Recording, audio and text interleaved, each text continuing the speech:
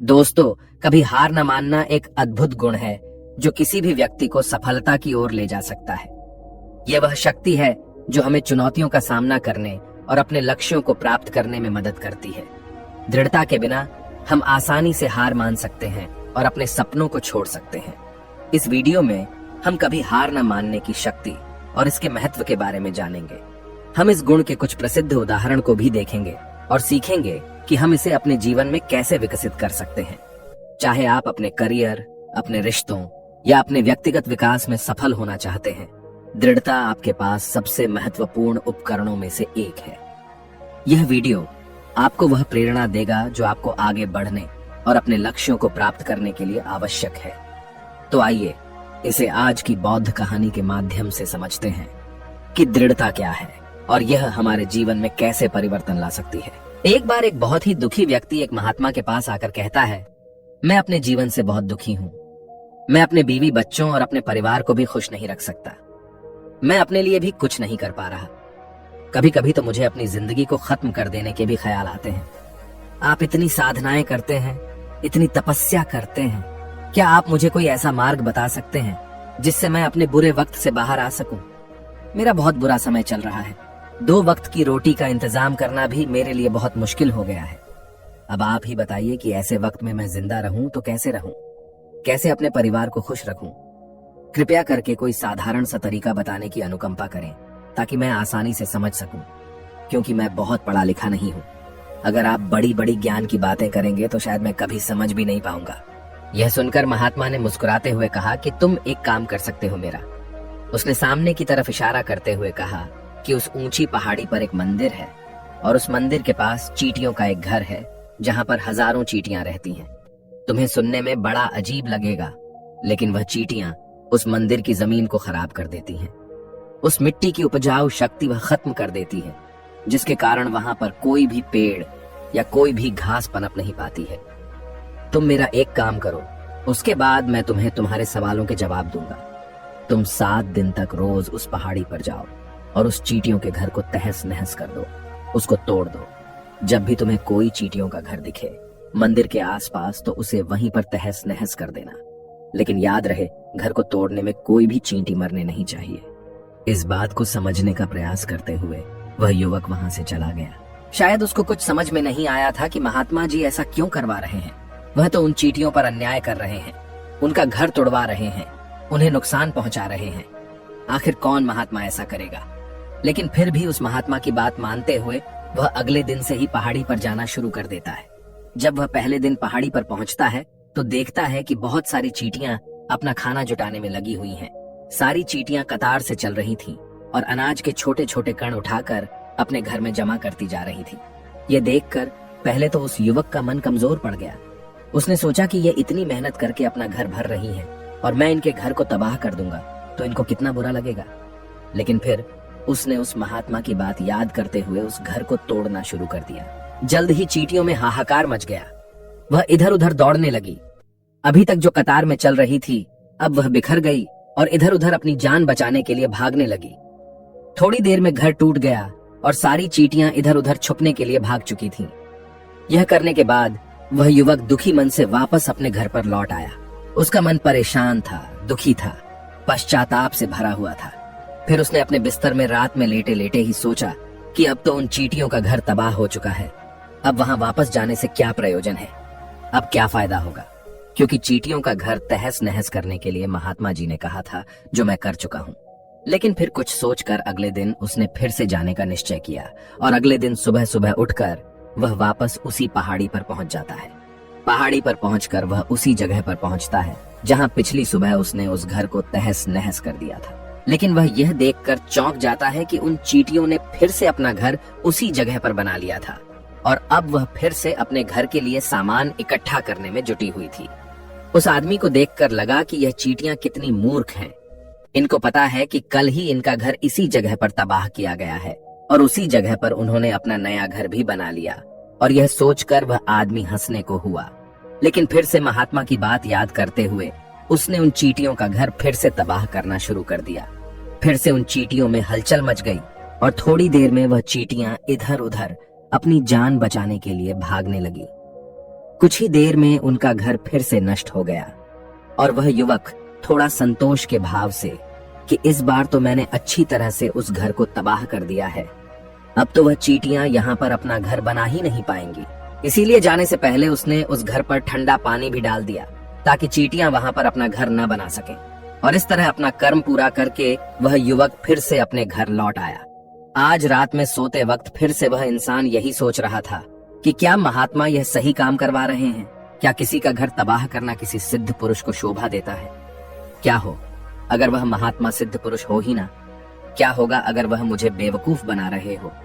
लेकिन फिर उसने निश्चय किया कि मैं अपने काम को पहले पूरा कर लेता हूँ, उसके बाद ही पता चलेगा कि महात्मा मुझसे ऐसा क्यों करवा रहे थे। और यही सोचकर वह रात में सो जाता है। अगले दिन सुबह उठकर वह फिर से उसी पहाड़ी की ओर निकल जाता है। पहाड़ी पर पहुंचकर वह उसी जगह पर पहुंचता है जहां पर उसने उनके घर को तबाह कर दिया था और वह यह देखकर खुश हो जाता है कि वहां पर कोई भी घर नहीं था। सारी चींटियां वहां से भाग चुकी थीं। अब उसने सोचा कि अब मेरा रोज रोज आने का क्या प्रयोजन, क्योंकि चींटियां तो अपना घर बदल चुकी हैं और महात्मा जी ने मुझे 7 दिन आने के लिए कहा था, लेकिन आज तो तीसरा ही दिन है। अब बाकी 4 दिन वापस आने का क्या प्रयोजन? और यही सोचकर उसने निश्चय किया कि यहाँ से वह सीधा उसी महात्मा के पास जाएगा और उनको यह सारी खबर बता देगा। जब वह वापस मुड़कर उस पहाड़ी से उस महात्मा की कुटिया की तरफ जाने लगा तो उसने देखा तो अचानक उसकी नजर एक और घरौंदे पर पड़ी जो कि चींटियों का ही बनाया हुआ था। मतलब कि वह घरौंदा चींटियों ने ही बनाया था और अब वह चींटियां नए घर में वास कर चुकी थी। यह नया घर उनके पुराने घर से थोड़ी ही दूरी पर था और जब उस युवक की नजर उस घरौंदे पर पड़ी तो उसने सोचा कि शायद महात्मा को पता था कि यह चींटियां अपना घर यहाँ से बदलकर किसी दूसरी जगह पर बना लेगी, इसीलिए उन्होंने मुझे 7 दिन आने के लिए कहा था। और यह विचार करके वह उसका नया घर भी तोड़ने के लिए पहुंच जाता है। जब वह वहां पहुंचा तो चींटियां उसी तरह अपने कार्य में लगी हुई थी। वह अपने लिए खाना इकट्ठा कर रही थी और अपने घर में जमा करती जा रही थी। जो पुराना घर टूटा था वहां भी अनाज के कण बचे हुए थे और चींटियां वहां से भी अनाज इकट्ठा कर करके वापस अपने नए घर में ला रही थी। अब यहाँ पर फिर से युवक का मन थोड़ा कमजोर पड़ गया, क्योंकि वह खुद भी कमजोर था, खुद भी वक्त का मारा हुआ था। इसीलिए उसके मन में उन चींटियों के प्रति दया का भाव उमड़ रहा था। उनके ऊपर उसे दया आ रही थी। वह चाहता था कि उनकी मदद करे, लेकिन वह उल्टा उनको नुकसान पहुंचा रहा था। लेकिन उस महात्मा की बात को याद करते हुए उसने फिर से उस घर को तोड़ने का निश्चय किया और उसने इस बार बड़ी ही सावधानी के साथ बिना किसी चींटी को कोई नुकसान पहुंचाए वह घर तबाह करना शुरू कर दिया। वक्त थोड़ा ज्यादा लगा, क्योंकि किसी भी चींटी को नुकसान न पहुंचाने की शर्त महात्मा ने पहले ही रखी थी। इसीलिए उसको बड़ी सावधानी के साथ उन घरों को तबाह करना था। लेकिन आखिरकार उसने उस घर को भी तबाह कर दिया और उस घर को तबाह करने के बाद वह बड़े ही दुखी मन से, इस बार वह पहले से भी ज्यादा दुखी था, क्योंकि उसने उनका नया घर भी तोड़ दिया था। वह उन चींटियों को बसने ही नहीं दे रहा था और वह अब अपने आप को शैतान या दानव समझने लगा था। लेकिन फिर भी उस महात्मा की बात को मानते हुए वह अपने घर पर दुखी मन से वापस आ गया। रात में सोने से पहले एक बार उसने फिर से सोचा कि मैं कितना बड़ा शैतान हूँ, कितना बड़ा दानव हूँ। पुराना घर तो छोड़ो, मैं उन चींटियों को कहीं भी बसने के लिए कोई जगह ही नहीं दे रहा हूँ। वह चींटियां मेरे बारे में क्या सोचती होंगी? वह कितना दुत्कारते होंगे उस परमात्मा को जो मेरे द्वारा यह काम करवा रहा है। लेकिन फिर भी उसने अगले दिन जाने का निश्चय किया और अगले दिन सुबह सुबह वह फिर से वहां पर पहुंच गया। वह यह देखकर फिर से आश्चर्यचकित रह जाता है कि इस बार चींटियों ने एक और नई जगह पर अपना घर बना लिया था। वह पहले से भी ज्यादा ऊर्जा के साथ काम कर रही थी और उन्होंने एक रात में पहले से भी बड़ा घर बना लिया था और अब वह फिर से अपना अनाज और खाना इकट्ठा करने में जुटी हुई थी। यह देखकर उस आदमी को लगा कि यह चींटियां किस मिट्टी की बनी हुई हैं। मैं इनको बार बार यहाँ से भगाने की कोशिश कर रहा हूँ और ये वहीं पर अपना घर बना लेती हैं। क्या इनको पता नहीं है कि मैं इन्हें यहाँ पर कभी भी बसने नहीं दूंगा? यह चींटी है, दिखने में इतनी छोटी है, लेकिन फिर भी यह मुझसे हार नहीं मान रही है। बड़े ताज्जुब की बात है। और इस बार उसने गुस्से में उस घर को तहस नहस करना शुरू कर दिया। लेकिन इस बार तहस नहस करते हुए कुछ चींटियां वहीं पर मर गईं। उसके पैरों तले कुचल दी गई। कुचलने के बाद जब वह अपने अहंकार से बाहर आया तो उसने देखा कि गुस्से में उसने उन चींटियों को कितनी क्षति पहुंचा दी है। उसका मन पश्चाताप से भर गया और वह रोता हुआ अपने घर की तरफ बढ़ गया। रात में सोते वक्त उसने सोचा कि मैं उन चींटियों पर बहुत ज्यादा अत्याचार कर रहा हूँ। अब इससे ज्यादा अत्याचार मैं नहीं कर पाऊंगा। और यही सोचकर वह अगले दिन उन चींटियों के लिए अपने घर से थोड़ा आटा लेकर उसी पहाड़ी पर पहुंच जाता है। आज उसके मन में उन चींटियों के प्रति श्रद्धा का भाव था, दया का भाव था। आज वह उनकी मदद करना चाहता था। और जब वह वहां पर पहुंचा तो चींटियां फिर से अपने नए घर को बनाने में जुटी हुई थी। उसने बड़ी ही दया के साथ उन चींटियों को अपना लाया हुआ आटा खिलाया और अगले 3 दिनों तक वह ऐसा ही करता रहा। जो इंसान पिछले 4 दिनों से चींटियों को नुकसान पहुंचा रहा था, अब वही इंसान उन्हें मदद कर रहा था। वह रोज सुबह जाता और उन चींटियों को अपने हाथों से आटा खिलाता। 7 दिन के बाद वह युवक उस महात्मा के पास पहुंचकर हाथ जोड़कर बोलता है कि हे महात्मा जी, मुझे माफ कर देना। मैंने उन चींटियों का घर तबाह करने के लिए बहुत कोशिश की। मैंने उनका घर तबाह किया भी। एक बार नहीं, 4 बार मैंने उनका घर तोड़ा। उसके बाद मैं हिम्मत नहीं कर पाया, उनके घर को नहीं तोड़ पाया। मैं समझ सकता हूँ कि मैंने आपका काम पूरा नहीं किया और इसके बदले आप मुझे वह तरीके भी नहीं बताएंगे जो कि मुझे मेरे बुरे समय से बाहर निकाल सकते हैं। लेकिन मुझे इसका कोई दुख नहीं है। मुझे लगता है कि मैंने जो किया वह सही किया, इसीलिए मैं आपसे आज्ञा लेकर वापस जा रहा हूँ। कृपया मुझे वापस अपने घर जाने की आज्ञा दीजिए। यह सुनकर उस महात्मा ने मुस्कुराते हुए कहा कि अरे बेटा, इतनी भी क्या जल्दी, रुको तो सही, जलपान तो कर लो, थोड़ी देर ठहर जाओ, उसके बाद चले जाना। और यह कहकर वह महात्मा उस युवक के लिए पानी लेकर आते हैं। पानी पिलाने के बाद महात्मा उस युवक से पूछते हैं कि तुम मुझे यह बताओ कि आखिर तुम उन चींटियों का घर तबाह क्यों नहीं कर सके। वह चींटियां तो छोटी छोटी हैं और तुम इतने विशाल हो, फिर भी तुम उन छोटी छोटी चींटियों का घर तबाह नहीं कर पाए। कहाँ है तुम्हारी शक्ति, तुम्हारा बाहुबल? इसका जवाब देते हुए उस युवक ने कहा कि हे गुरुवर, मैंने उन चींटियों का घर तबाह कर दिया था, बार बार किया था। एक बार तो अपने गुस्से में उन चींटियों को भी मैंने हानि पहुंचा दी थी, लेकिन जिस दिन मैंने उनको हानि पहुंचाई उसी दिन मेरे को लगा कि मैं उनको क्यों हानि पहुंचा रहा हूँ, क्यों इनको इतनी तकलीफ दे रहा हूँ। और उसी दिन से मैंने उनको नुकसान पहुंचाने की बजाय उनकी सहायता करनी शुरू कर दी। यह सुनकर उस महात्मा ने कहा कि यही तो सीखने की बात है। एक छोटी सी चींटी हमें जीवन का संदेश दे जाती है। मैंने तुम्हें उन चींटियों का घर तबाह करने के लिए नहीं भेजा था, मैंने तुम्हें भेजा था ताकि तुम उन चींटियों से कुछ सीख ले सको। तुम्हें क्या सीख मिली उन चींटियों से, क्या मुझे बता सकते हो? यह सुनकर उस युवक ने पूरी कहानी बयां कर दी। पूरी कहानी सुनने के बाद महात्मा ने मुस्कुराते हुए कहा कि बेटा, तुमने जो महसूस किया मैं वही तुम्हें दिखाना चाहता था। वो ये थी कि तुमने कितनी ही बार उनके घर को तोड़ने की कोशिश की, कितनी ही बार प्रयास किया कि उनका घर तबाह हो जाए, लेकिन वह हर बार अपना नया घर बना लेती थी। उन्होंने कभी भी हार नहीं मानी। अगर वह हार मान लेती तो चींटियां तुम्हें वहां पर नहीं मिलती।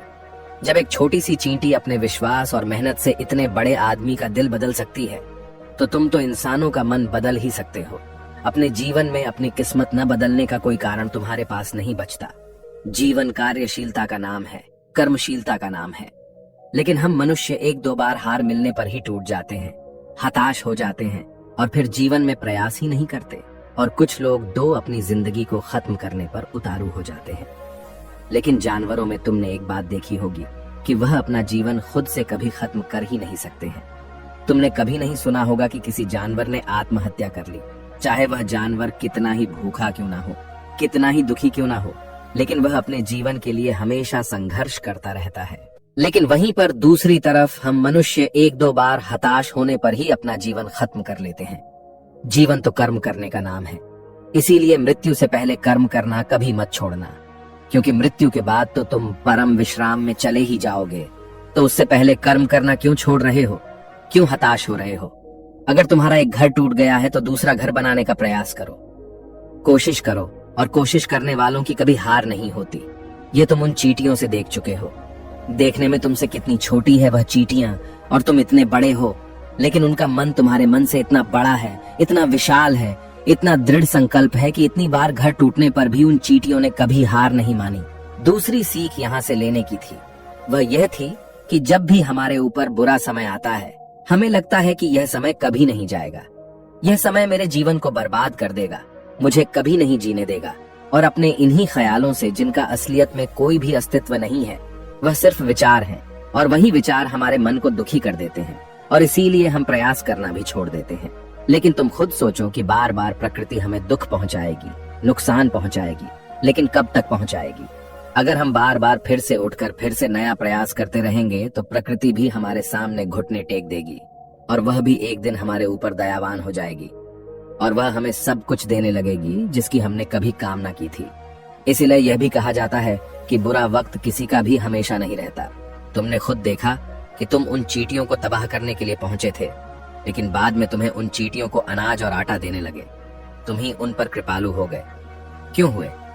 क्योंकि तुमने देखा कि वह चींटियां हार ही नहीं मान रही है। इसी तरह अगर तुम भी अपने जीवन में कभी हार नहीं मानोगे तो एक न एक दिन ये प्रकृति तुम्हें वह सब कुछ देगी जो तुम अपने जीवन में पाना चाहते थे। इसीलिए हमेशा याद रखना, हमें बिना रुके बिना थके और बिना परिणाम की चिंता के बस कार्य करते जाना है। और दूसरा यह कि एक न एक दिन प्रकृति तुम्हारे उस कर्म का परिणाम तुम्हें जरूर देगी। तो दोस्तों, कैसी लगी आपको यह कहानी? आप हमें कमेंट सेक्शन में जरूर बताना और अच्छी लगी हो तो इस चैनल को सब्सक्राइब जरूर कर लेना।